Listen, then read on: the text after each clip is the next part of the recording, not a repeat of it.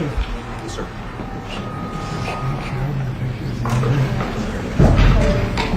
What do you think? Hey, Brian. Hey. Thank you very much. We have a very big announcement to make today. You all know Gianni. He came all the way from Italy, the beautiful country of Italy, to be with us. And he just got off the plane, and he's a hardworking guy, does a phenomenal job with FIFA. Nobody like him. I'm delighted to welcome FIFA President Gianni Infantino back to the White House for a major announcement about one of the most anticipated competitions in all of sports, the 2026, and this is a big deal, I'll tell you, I was so happy to get it, the 2026 FIFA World Cup. And it's going to be the World Cup as we know it. It's the biggest, probably the biggest event in sports, I guess, Gianni, right? Yeah. On December 5th of this year, the 2026 FIFA World Cup draw will take place at the Kennedy Center. Some people refer to it as the Trump Kennedy Center, but we're not prepared to do that quite yet, maybe in a week or so. But right here in Washington, D.C., it's a tremendous honor to bring the global event and this incredible group of people and these unbelievable athletes, the best athletes in the world, to the cultural center of our nation's capital. I just left the Kennedy Center. We're spending a lot of money wisely on making it really beautiful. It's going to be beautiful again. It's like Washington, D.C. We had, by the way, in Washington, D.C., we have the lowest crime numbers they've had in years. Zero, it sounds like it's a horrible thing to say, but I might as well say it. Zero murders in the last week since we've done this. That's the first time in memory that that's happened, if you can believe it, how pathetic that is to have to even say it. And I'm tired of listening to these people say how safe it was before we got here. It was unsafe. It was horrible. And Mayor Bowser better get her act straight or she won't be mayor very long, because we'll take it over with the federal government, run it like it's supposed to be run. The numbers were horrible. It was a crime-infested rat hole, and they do have a lot of rats. We're getting rid of them too. And we've made a lot of progress, and it was extremely unsafe, and now it's extremely safe. We had virtually no crime. The number was down 87%, and I'm trying to figure out where was the 13%, because I don't think it existed. The National Guard has been unbelievable, and they're working with the police, and they have some very good people in there. They have some people that shouldn't be police, actually, but they have some great people there. And the Washington, D.C. is a whole different place, and Gianni, I'm sure you'll be happy to hear that too, actually. Oh, yes. But it's a whole different place. People are excited again. They're going out to restaurants again. That was the other thing I saw numbers, that restaurant business is down in the last week. No. Restaurant business, you can't get into a restaurant. Just really lying people. And that's why people don't understand how bad and how dishonest the press is.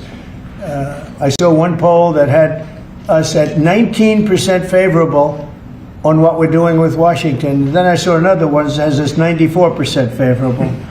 And I can tell you the 94% is correct. The others are fake, just fake news. They got to get their act together. So bad for our country, so sick actually. So Washington, D.C. is really doing unbelievably well. And the Kennedy Center that we're fixing, I was just there all morning with contractors. We're making it unbelievable. It's going to be unbelievable. It's got great bones, but it needs a lot of work. The World Cup draw will set up the group stage of competition. 48 teams will play in 104 games across 16 North American cities, from Seattle to Vancouver to Atlanta to Miami. It's going to be so exciting for our country. The 2026 FIFA World Cup will be one of the largest and most complex events. This will be one of the greatest events, one of the largest. In a way, it's like Gianni said it better. It's like having many Super Bowls in a short period of time. Correct. Because each one of these games essentially is a Super Bowl. Some of them are bigger than Super Bowls, actually. Yeah. But they're essentially, each one of these games is like a Super Bowl. The 2026 FIFA World Cup will be the largest, most complex set of events in sports history. And the Kennedy Center will give it a phenomenal kickoff, and we'll be involved, and they'll be working over there for quite a bit of time. We have it all set that they can stay there for the big events, the big press conferences and everything else. And they'll be in a very safe capital. That'll be nice. You don't have to worry about walking down the street, Johnny, okay? Thank you. But you could handle yourself. I could. Already, FIFA is projecting 6 million loyal fans will attend the World Cup events next year, and 6 billion more are going to be watching back home, and they think the $6 billion number is going to be actually a low number. And this will drive more than $30 billion into the U.S. economy and create 185,000 American jobs in a short period of time, too. No sporting event attracts more attention, more fans, more viewers, or more revenue than the FIFA World Cup. And again, I'll just say it's the World Cup, and it's the biggest thing there is in sports, and we have it. And I got it in my first administration, and I was really somewhat devastated, as devastated as I can be. I don't have time to get too devastated. I was very happy that today, as you saw, the group that does this, a government group, radical left group, announced that Trump was right. Took in $4 trillion worth of tariffs. That the $4 trillion are going to reduce the deficit by numbers far greater than they ever expected or heard of. And by the way, the stock market went up 1,000 points. That was as of 10 minutes ago. I can't tell you what happened. A lot of things happened. But the stock market's up almost 1,000 points. And it's basically on the news that the release that just came out from government that the tariffs that everybody was talking about, that the whole world respects us for because of what we did. The tariffs are going to be at $4 trillion. They're going to reduce the deficit by $4 trillion, Mr. Vice President. Pretty good, sir. Too bad it's not 5, right? That's right. It's had a huge impact, and the stock market is way up. But this will drive more than $30 billion in U.S. economy and create 185,000 American jobs. No sporting event attracts more attention or more fans or anything else. And I just look forward to the draw. So we're going to have the draw, essentially, Johnny, at the Kennedy Center. Yeah. And by that time, it'll be in even better shape. We're working on it. It's about a year project to make it. It'll be great. It'll be fantastic. You see the way this is looking? Look, nice. I can't tell you how much that gold costs. A lot of money. There's nothing like gold, and there's nothing like solid gold. But this beautiful office needed it. It had to be representative. When we took it over, it was dirty, not clean. I immediately changed the chair and had this beautiful desk renovated, brought out by the White House. People that do this, they did a great job. We sent it out. We have a craftsman who's great. But this was not appropriate for the Oval Office when I took over. And now you look at all those paintings you're allowed to turn back. All of these are great presidents, and they were all in the vaults. They were in vaults for some cases much more than 100 years, and now they're proudly hanging on the Oval Office walls. And I can't imagine anybody changing it. But they were buried in vaults for over 100 years, many of them. So it's very exciting. People come in, they really love it. They love what we're doing here. They love what we're doing in D.C., and they love what we're doing, most importantly, in the country and the world. I'd like to ask Johnny to say a few words. He's the head of the whole thing. He's been there for a long time, probably the most respected man in sports. He's amazing, actually. Works very hard, and he's got the biggest event in the world coming right here to the United States. And we did a little for Canada. We did a little for Mexico. We thought, see, I'm a good citizen. I said, let them have a little piece. So we gave a little to Canada. See how nice I am? And we gave a little bit to Mexico. And Johnny, please say a few words. Thank you, President. Great honor for me to be here with you today, President, Vice President, Excellencies. Fantastic to announce what you said, which is the final draw of the FIFA World Cup on the 5th of December here in the capital, in the Kennedy Center in Washington, D.C. at 12 noon sharp. It will be broadcast live all over the world. 1 billion viewers will watch it, and it will determine, of course, the match schedule, which 48 participating teams will play. You said it, 104 matches in 1 month, 104 Super Bowls. This is not just the biggest, the greatest event, not just a sports event, it's a social event as well, with a lot of emotion. We are uniting the world, Mr. President, uniting the world here in America, and we are very proud of that.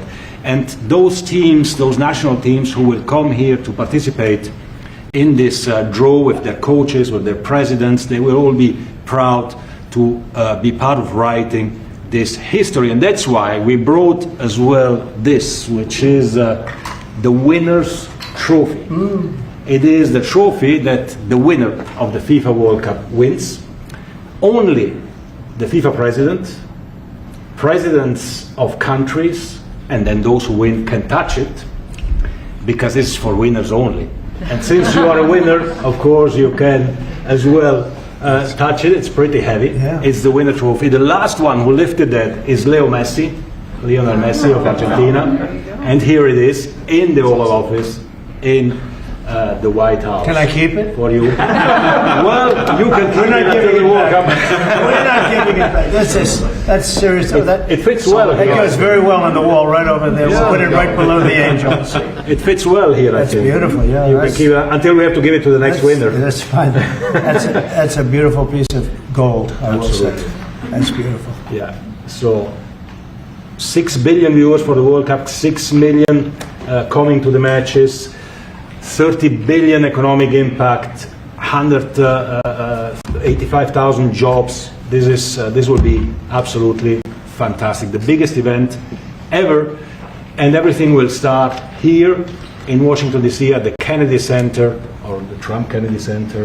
We'll see that how it will be called on the 5th of September at noon sharp. 5th of December, noon sharp. Then, if I may... Will they be doing most of the draws, all of the draws at the Kennedy? Well, how are you going to do that? Yes, we'll do that at the Kennedy Center. We'll do all the other meetings around it with the coaches, with the broadcasters, with the sponsors, everything at the Kennedy Center. The whole World Cup starts, and everyone will be happy because everyone has qualified for the World Cup and they didn't yet play a game, so they didn't lose yet the game. So they all think they can become world champion, right? They'll all be happy. Exactly. Now, by the way, an example, supposing we had a week ago when everybody was being killed and mugged and everything else, despite the phony numbers that were given out, that it was getting better. Brian, do you believe it was getting better or getting worse? Oh, the crime was getting worse. I mean, I was robbed. It was getting way worse. Yeah.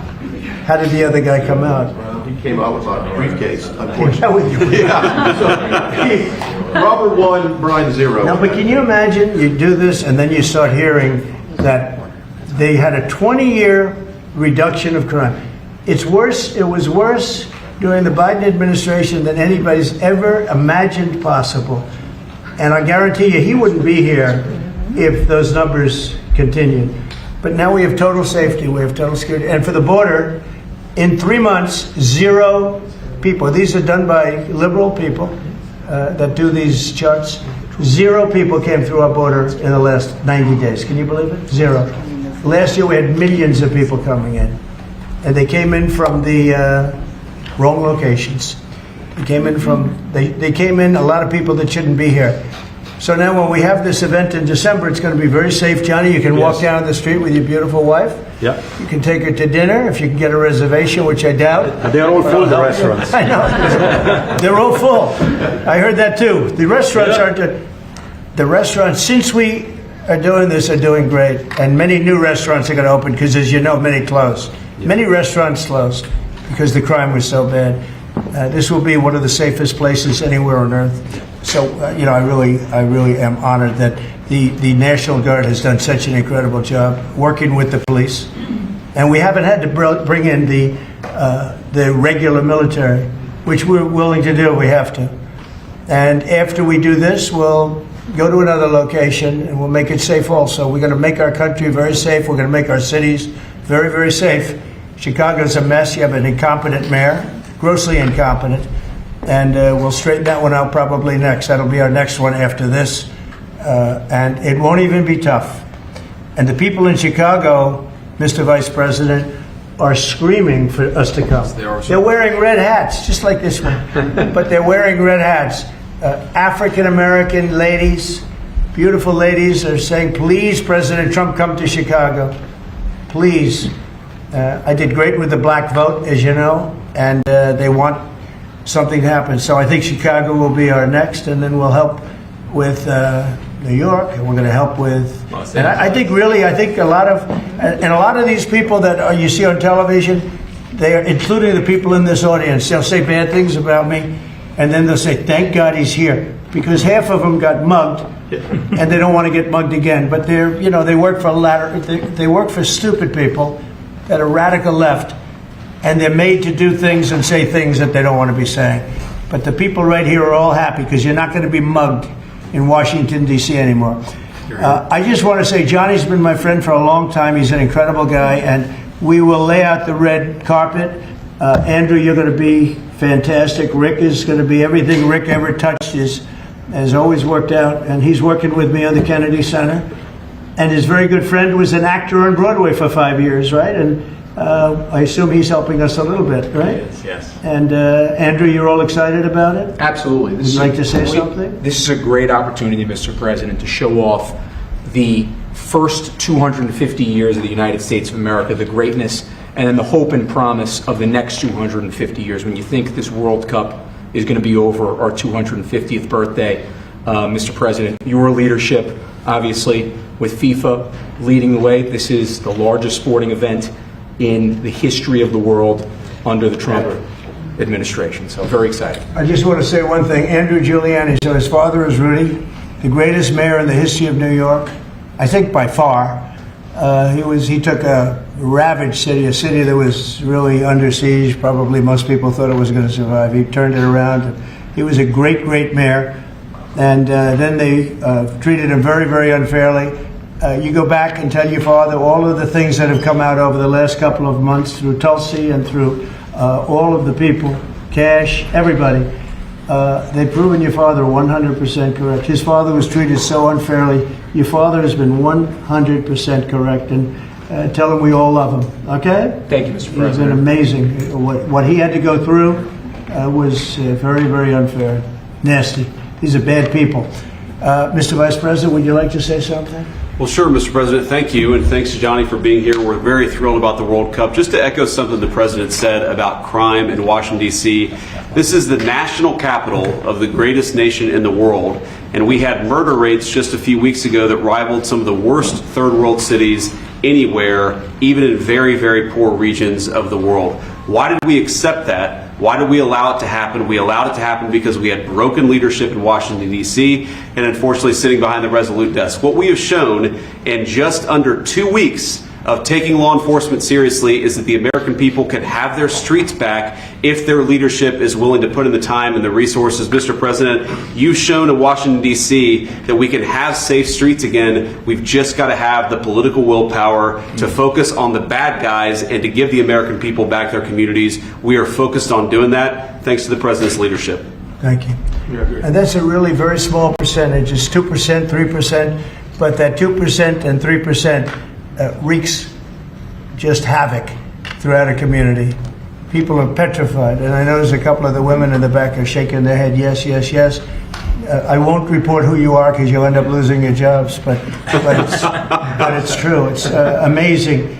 And the police, and you look at the D.C. National Guard, I saw pictures of them last night getting off vans and all, and I saw some bad ones running, but they're not running so much anymore. They're not there. They're just not even trying. You're totally safe. Now there'll be something happening sometime. I don't know. Maybe it won't be for a long time. But this was every night would get reports of people being mugged and killed. There's one woman on television last night. She had a badly busted up nose, and she's like our streets the way they used to be, and she thinks it's going to happen like by doing nothing. And they say, what happened to your nose? She got slugged by a guy walking down the street, slugged. Her nose will never be the same, I guarantee you, unless it takes a pretty good turn. She wasn't really for us. But she sort of said, well, maybe something has to happen. Before this happened to me, she got whacked. And I don't think she'll ever be the same. She was a half a Trump fan, a woman that would have never been a Trump fan, but she was hit hard. It's not going to happen anymore. Not going to happen anymore. But then we're going to beautify the city too. That's where I was today at Kennedy Center. And we're going to beautify the city like it has it. And we're working with Clark Construction, the biggest construction company in Chicago, and in Washington. And the head of Clark is great. He's all over the world, actually. But Washington, I would say, is their home. That's where they do the best work, the biggest work.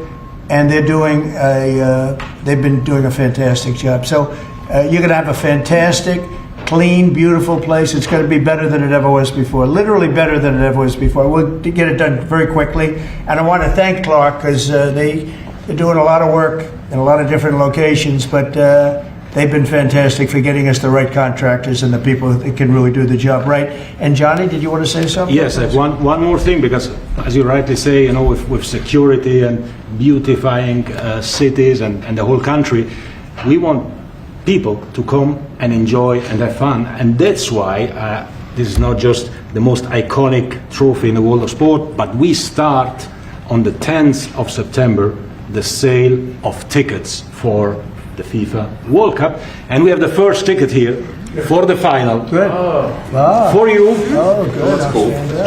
Wow. It's of course row 1, seed 1. It's ticket number 4547, and it's for the final in New York, New Jersey. And so you have your ticket already for the final. All the others, 10th of September, start getting your tickets. That's beautiful. Yeah. 6.5, 7 million tickets. Fans will enjoy. Will enjoy the security here. Will be fantastic. You're going to do record business, I think. 100%. Christy, would you like to say something? Yeah, Mr. President, millions of people will come to this country, and we'll make sure they get their travel documents, their visas, that they want to come here and spend their money and enjoy the sporting event. It'll be the largest event in the world. And sir, you're reminding me of something that my dad used to say all the time when I was growing up. He would say, Christy, you kids need to look like you respect yourself before anybody's going to respect you. And in this country, when people look at our streets, when they look at our capital, you're bringing respect back to this city. And people will respect our country more because it's safe, it's clean, it's beautiful. And what you're doing is transforming this nation by making sure that our laws are upheld. And millions of people are going to come and be able to enjoy it next year, and I'm excited about that. Thank you for doing that. Well, our country is respected again. And a year ago, we had a dead country. I'm telling you, it was a dead country. It was a country that had lost its way. It was a country that was going to fail. Look, even today, where they say $4 trillion in reductions of deficits, and this was totally unexpected. They didn't expect it. I mean, I don't know where they've been, the people that do this stuff, but it's terrible. I want to thank Christy for another reason. I said to her 2 weeks ago, I said, Christy, do me a favor. I built hundreds of miles of wall. I built the same wall that the Border Patrol asked me to build. It wasn't my first choice. I wanted to do concrete plank and everything nice, but you wouldn't have been able to see through it. So I had Border Patrol in, and they tested everything else. And we gave them steel wall, high-grade steel, very hard to cut. Then we gave inside that is 9,000-pound concrete, which is a very tough concrete. Inside that is rebar, a big, fat piece of rebar. So you have all different materials that are very hard to cut, and you need different instruments to cut each one. And I said, Kristen, we got to get a coat of paint on it. And I didn't know she was listening. But I said, we got to get a coat of paint, and it should be black, because black makes the steel very hot. It's untouchable. You could fry an egg on it. And if you got a good black, flat paint, it would look beautiful. It will preserve it from rust. And that was it. And I gave it to her along with 30 other things, and she's done such a good job on the border with Tom Holman and the group.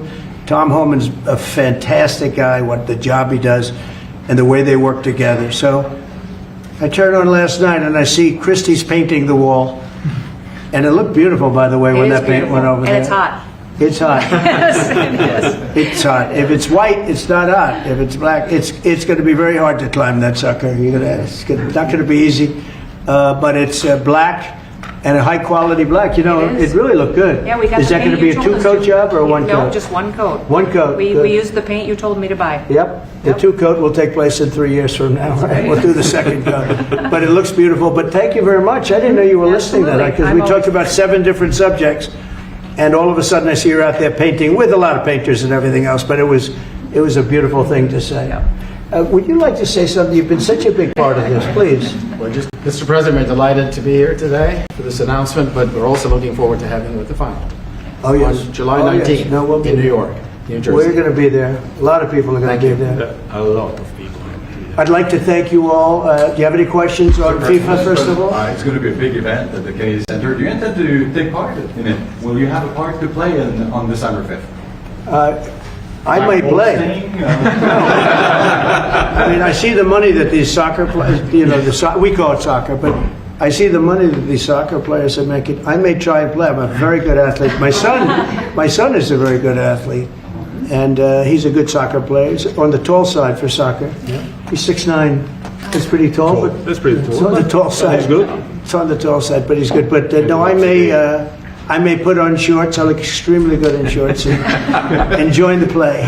No, it's going to be a lot of fun. It's going to be good. Many foreigners who want to come to attend the event are concerned about the visa situation. Can you reassure them? Yeah, they're going to have a very easy time getting in. Certain countries are going to be very, very easy, and other countries are going to be obviously a little bit more difficult. Would you like to explain that, Chris? Yeah, absolutely. We have a process set up that we'll be implementing on getting visas approved. Everybody will be thoroughly vetted, but they'll be welcome to this country. It'll happen quickly, and we're excited for them to come. So I would hope that around the world people know that the United States is excited to bring their family here to enjoy this event. America welcomes the world. Yes. And I can really, from the collaboration that we have, testify for that. Absolutely. Thank you. And I was just sent a picture from somebody that wants to be there very badly. He's been very respectful of me and of our country, but not so respectful of others. But I'm going to sign this for him, but I was sent one, and I thought you'd all like to see it. That's a man named Vladimir Putin, who I believe will be coming, depending on what happens. He may be coming, and he may not, depending on what happens. We have a lot of things happening over the next couple of weeks. But I thought it was a nice picture of him. Okay of me, but nice of him. So that was very nice that it was sent to me. Okay? Mr. President. On Yes. that subject, have you talked to Vladimir Putin about the fact that yesterday a big U.S. factory was hit in a Russian airstrike in Ukraine? What's your reaction to I that? told him I'm not happy about it. And I'm not happy about anything having to do with that war. I settled 7 wars, and actually, if you think about pre-wars, add 3 more, so it would be 10. I thought this would be in the middle of the pack in terms of difficulty. No, I'm not happy about anything about that war. Nothing. Not happy at all. We'll see what happens. I think over the next 2 weeks we're going to find out which way it's going to go. And I better be very happy. How long are you willing to wait, President, a Mr. very good President? call with Prime Minister Carney of Canada yesterday morning. Yes. Actually, Canada is taking away some retaliatory tariffs. He's so- removing his tariffs, yeah. Exactly. He's removing his retaliatory tariffs, which I thought was nice. And we're going to have another call soon. Okay. Yeah, we had a very good call. You're getting closer towards an Well, I agreement like on him. trade? I like him. You know, look, I'm fighting for the United States. Canada and Mexico have taken a lot of our business over the years, over 25, 30 years, especially during the Biden years. They took a lot of our business, and it's basically all coming back into the United States now. Well, hot as a pistol, and it's coming back in. Because of tariffs and the incentives we give, it's coming back. And it's impossible, I think, for another country to stop it. And we are working on something. We want to be very good to Canada. I like Carney a lot. I think he's a good person. And we had a very good talk yesterday, so I think it'll be good. Mr. President, I have a question about the search of Ambassador Bolton's home. The Vice President recently just did an interview saying that it's about classified documents, but that there's also broad concern about him. What are the concerns? Well, that I you haven't have? spoken to Pam in the group yet, but I will be. I saw that just like everybody else. I try and stay out of that stuff. I'm allowed to be, and I'm chief law enforcement officer, believe it or not. You know, I don't like to go around saying that, but I am. That's the position. But I purposely don't want to really get involved in it. I'm not a fan of John Bolton. I thought he was a sleazebag, actually. And he suffers major Trump derangement syndrome, but so do a lot of people, and they're not being affected by anything we do. I don't know anything about it. I just saw that. I'll find out about it. But if you believe the news, which I do, I guess his house was raided today. But my house was raided also, called Mar-a-Lago. They went through everything they could, including my young son's room and my wife's area. They went through her drawers, as the expression goes. They went through everything you can imagine. And when she came back, she said, she's very neat, you know, she's meticulous. And she looked and she said, whoa, this wasn't the way that she had it. So, you know, so I know the feeling. It's not a good feeling. Thank you. Mr. President, on Ukraine, how long will you give Putin? A couple and of weeks, we're going to figure it out. We'll find it. Do you think you'll have to intervene at some point? Look, it takes two to tango. You understand that. I wanted to have a meeting with those two. I could have been at the meeting, but and a lot of people think that nothing's going to come out of that meeting. You have to be there. Maybe that's true. Maybe it's not. But we're going to see. In the meantime, people continue to die. But I've solved 7 of them where they were in wars for 31, 35, and 37 years. We had 3 of them that were for more than 30 years, Johnny, and I got them solved. And we solved one that could have been a nuclear war with India and Pakistan. That was getting ready to be a nuclear war. I solved them all. And this one, I thought we would have had it done by now, but it's more different. There's a lot of anger, a lot of hatred. There's a tremendous amount of hatred there. So. But we'll see what happens. I think in 2 weeks we'll know which way I'm going. Because I'm going to go one way or the other. And they'll learn which way I'm going. Mr. President, if I got 2 questions for you, one on FIFA, the other one on DC. Can you talk about the economic impact that FIFA will have in these cities, and what's your message to the mayors to get their cities prepared, not only the beautification process, but also the safety aspect? Well, Los Angeles is an example. You know, it's poorly run. We have a mayor there that can't even get permits to the people that lost their houses.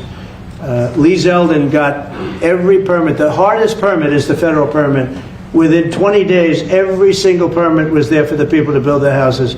But people are writing us and they're saying they won't give us. The mayor is incompetent. The governor is incompetent. You know, Gavin. I know Gavin very well. He's an incompetent guy with a good line of bullshit, and he doesn't get the job done.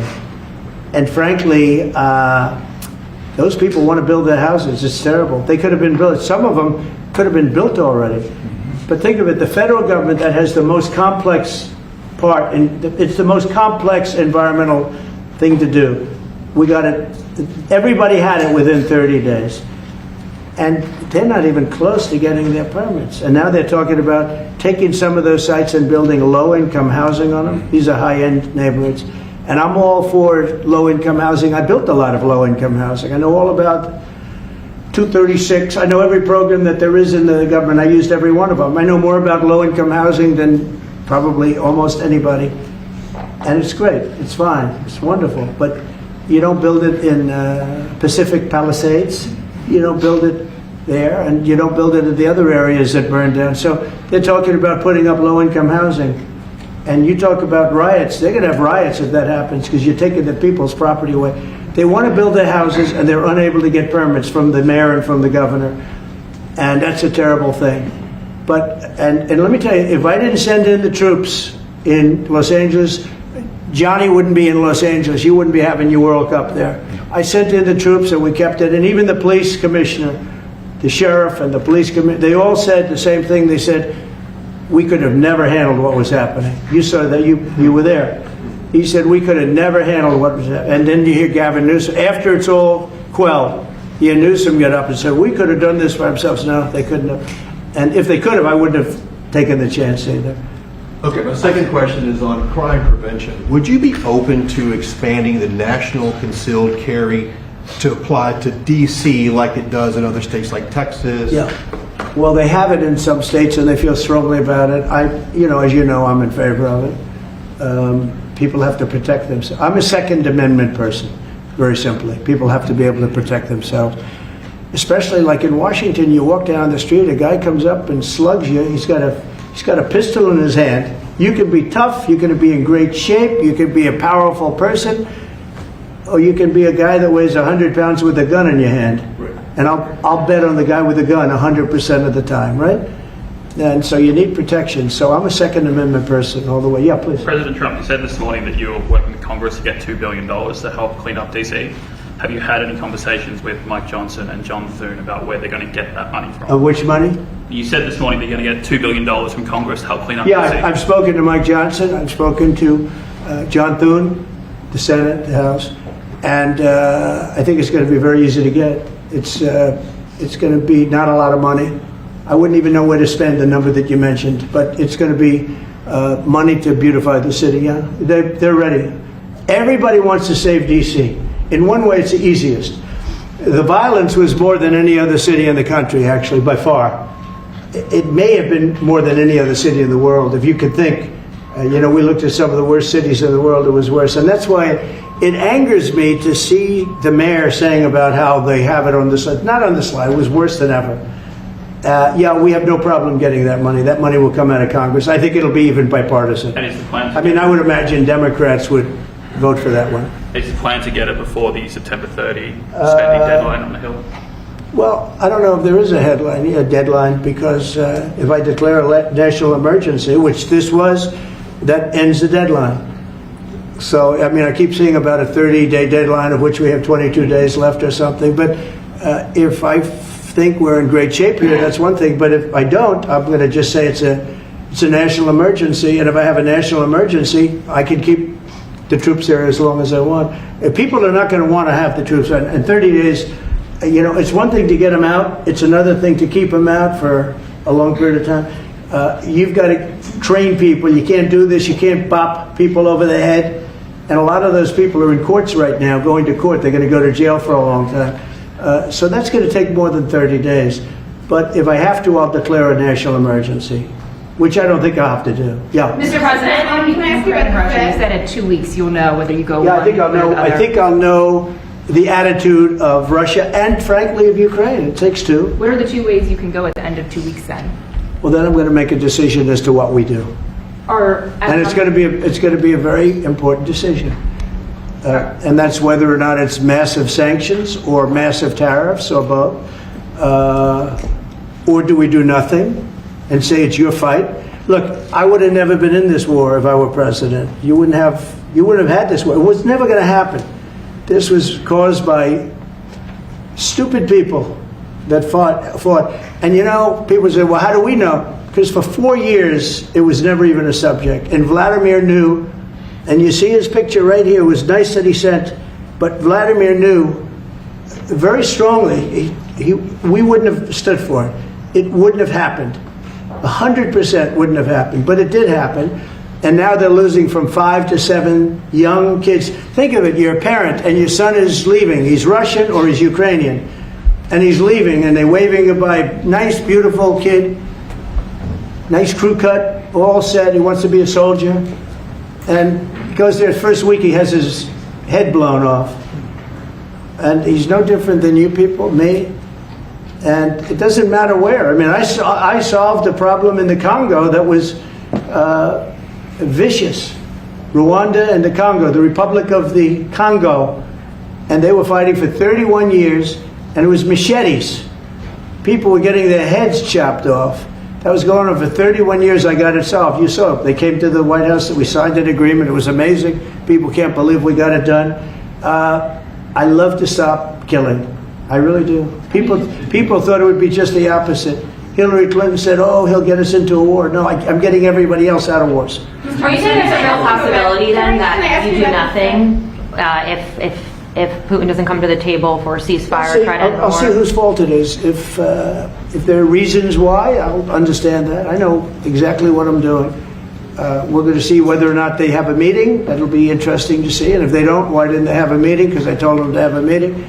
But I'll know in 2 weeks what I'm going to do. I have pretty good ideas. Your Justice Department is also sending some of the Epstein files over to the House Oversight Committee today. Are you in support of them releasing all of them? Keeping it open. If they wanted to release, people shouldn't be hurt, but I'm in support of keeping it totally open. I couldn't care less. You got a lot of people that it could be mentioned in those files that don't deserve to be. People, because he knew everybody in Palm Beach. I don't know anything about that, but I have said to Pam and everybody else, give them everything you can give them, because it's a Democrat hoax. It's just a hoax. The whole Epstein thing is a Democrat hoax. So we had the greatest 6 months, 7 months in the history of the presidency, and the Democrats don't know what to do, so they keep bringing up that stuff. But it affected them. Bill Clinton was on his plane and went to the island supposedly 28 times. I don't want to bring that up, frankly. You have Larry, whatever his name is, Summers, the head of Harvard, who was Jeffrey Epstein's best friend. Nobody ever talks about that. I mean, but I don't want to hurt Larry Summers, but he was best friends with Jeffrey Epstein. No, this is a Democratic hoax to try and get the significance of what we've done over the past 7 months. Nobody's ever seen anything like it. They say it's #1 in history. What we've done, including stopping 7 wars, I mean, just include that. And now you look at the stock market today, it's way up to start off with from where I took it. And this market was going to crash. If Joe Biden or Kamala were president, this market, we would have had a crash like in 1929. You're not going to have that. It's only a question of how high is it going to go. You know, I had the strongest economy in the history of our country. And despite COVID, we had the strongest economy in the history of our country. And we're going to blow it away this time. I was always good at making a lot of money. And whether it was for myself or whether it was, I like doing it this way better. I mean, I like making it for the country. Our country's been ripped off by friend and foe, nations all over the world ripped off. And the friends have been much worse than the foes for the most part. And they're not ripping us off. We just signed a deal with the European Union. They're paying us essentially $950 billion, like a signing fee. They're going to buy $750 billion worth of energy. They weren't buying much of our energy there. And they're very smart in doing it. And as you know, Ursula was here a couple of days ago having to do with the people, the leaders that were here. We had a great, people said they've never seen anything like it. Well, we had the leaders of Europe right here in the Oval Office. And she's so happy that she has an agreement. But people aren't ripping us anymore. We're run by, this country is run by smart people now. Mr. President, in Israel... Two questions. One is about Intel. There have been reports that you're considering taking a stake in Intel. Can you tell us About the 10%? About the 10%. Yeah, I met a man. He was a very nice man, and I called for his removal because I saw something by a man named Tom Cotton, a senator from Arkansas. He's a great guy, friend of mine, supporter of mine, big supporter. I'm a supporter of his too. And he wrote a pretty nasty story about the head of Intel. And I said, well, if that's right, he should resign. And he came in, he saw me, we talked for a while. I liked him a lot. I thought he was very good. I thought he was somewhat a victim, but you know, nobody's a total victim, I guess.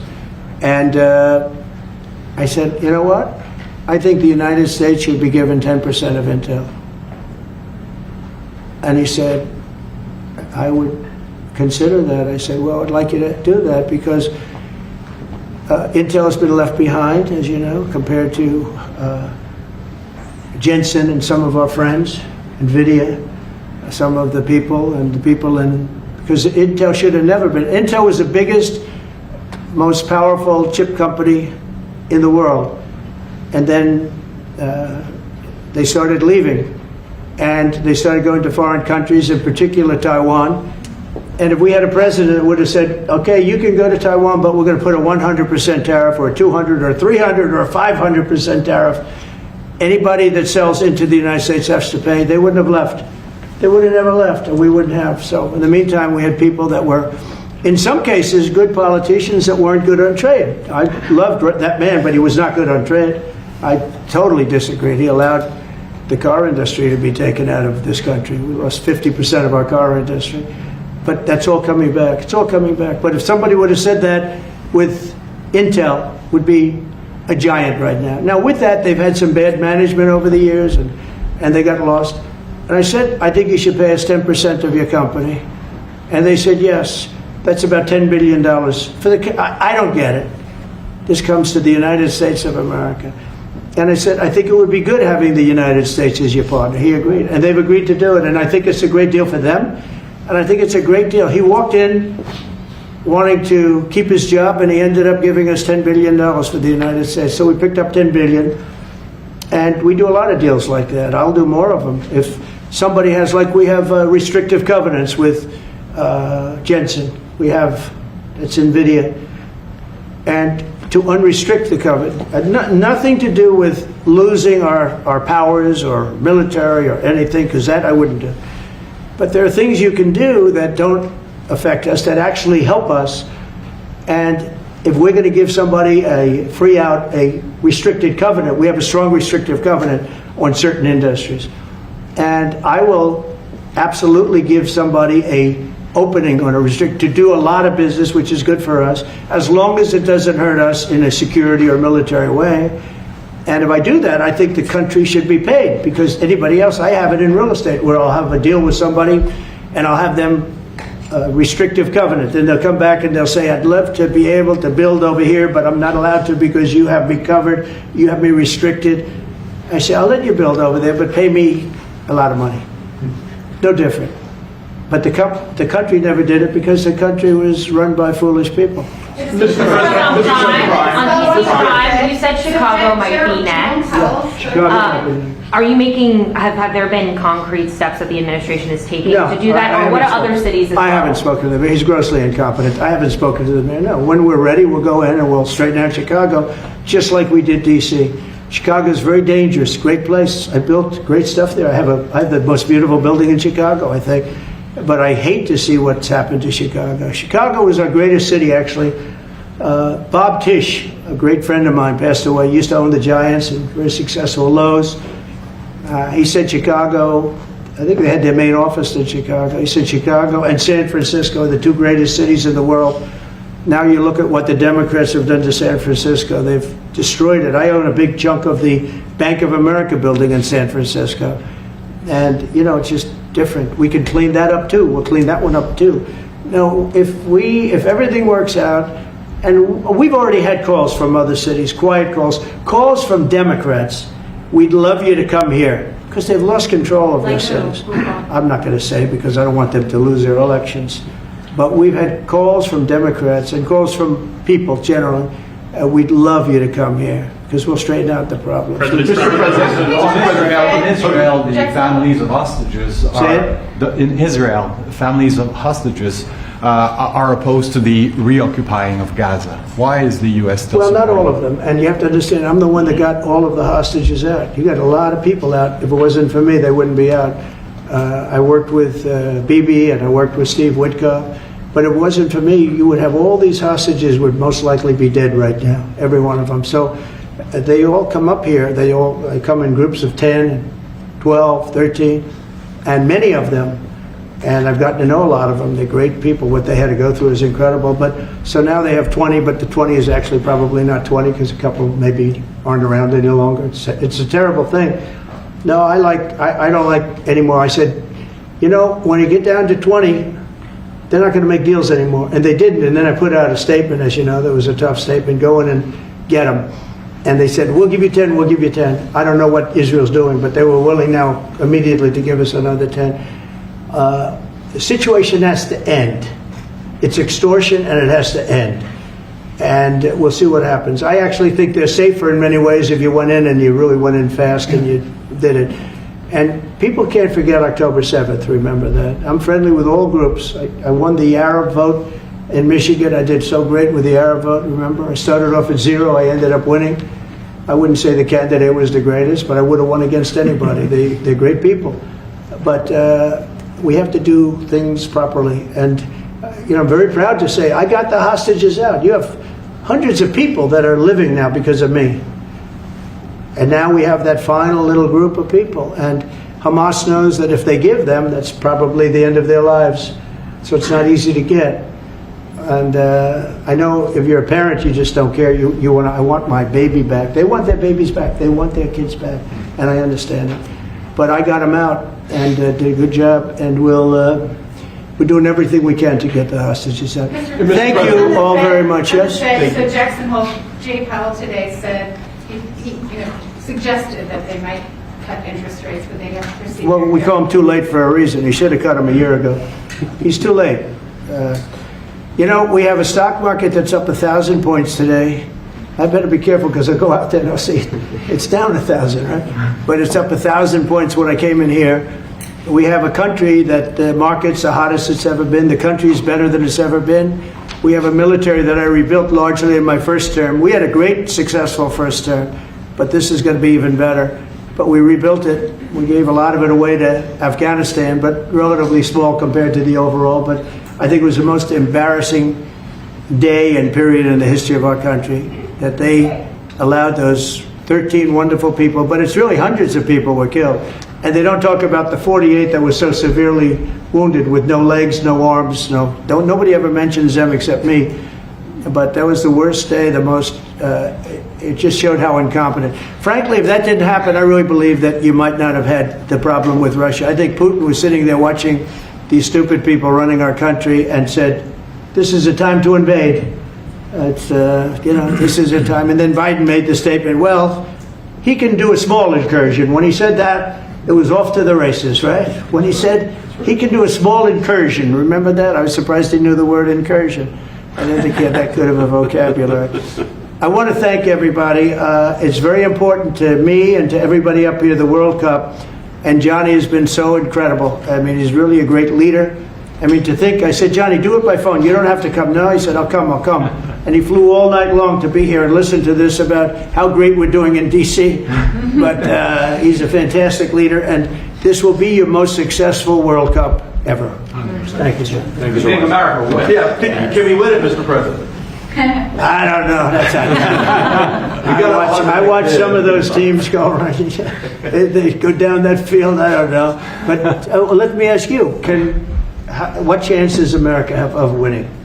Well, the home team always has a good chance to win. It depends See, how he's a it good starts. diplomat. No, but it has some good we have a players. shot. We have a- Yeah, we have of course, you have a chance. Will Bears be going to any of the games, Mr. President? I'd love to have him. He'd love to. He's very tall. Maybe we could make him a goalie. The goalies are very tall now, right? I Yeah, know. goalies are very tall. The goalies, well, he'd be a perfect goalie. At his, 100%. at his height, he'll be a great Yeah, goalie. exactly. So we'll put him with the American team. Yeah. No, but Goal. do the Americans have a chance of like getting into the quarterfinals? Yes, right? definitely. No, Yeah. the quarterfinal definitely. But then, as the tournament goes on with the public, 250 years of United States. Let's don't forget, they will all feel energized about that. It's amazing. The talent is really great when you watch these things. I went to the game 2 weeks ago, and it was a big upset. But you look at these people; the way they pass it. It's amazing, really amazing. It's a great art, right? It's a great talent. It is incredible. You know the expression. Out of the hat? What? Will you draw the names? The message? Will you? I don't know. He's the boss. That's an interesting proposal. He's the boss. We'll discuss that. It's going to be great, and I think the American team is going to do well. I mean, I hear it's a very good team. Good luck, everybody. Thank you very much. Thank you. Thank you so much. Thank you guys. You keep a lot of those. Thank you guys. Thank you. No, I just got one. Thank you. This was sent to me. We're done. Thank you. It was a nice photo. Thank you very much. Thank you guys. Keep moving. Thank you. Thank you guys. Keep moving. Thank you, everybody. Thank you.